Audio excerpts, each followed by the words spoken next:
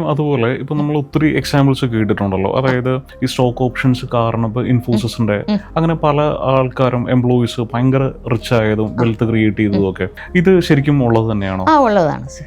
അത് നമ്മൾ ഒരുപാട് എക്സാമ്പിൾസ് ലൈവായിട്ട് കണ്ടിട്ടുണ്ട്. ഇൻഫോസിസ് ആണ് അത് ഒരു പയനിയേഴ്സ് എന്ന് വേണമെങ്കിൽ പറയാം. അത് അവരാണ് പയനിയേഴ്സ് എന്നല്ല, അവരാണ് പോപ്പുലറൈസ് ചെയ്തത് ഈ സ്റ്റോക്ക് ഓപ്ഷൻ സ്കീമിനെ. ബട്ട് ഒരുപാട് കമ്പനീസ് ഇപ്പോൾ അത് റൂൾ ഔട്ട് ചെയ്യാണ്.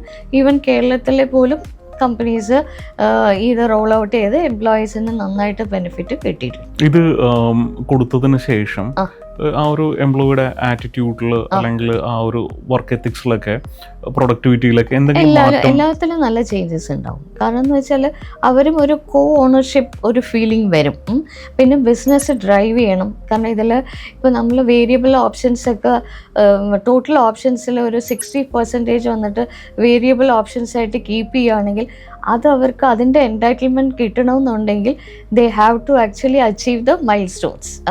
അപ്പോൾ ആ മൈൽ സ്റ്റോൺ അച്ചീവ് ചെയ്യാനുള്ള ഒരു ഡ്രൈവ് ഓട്ടോമാറ്റിക്കലി ഉണ്ടാവും. ഓക്കെ.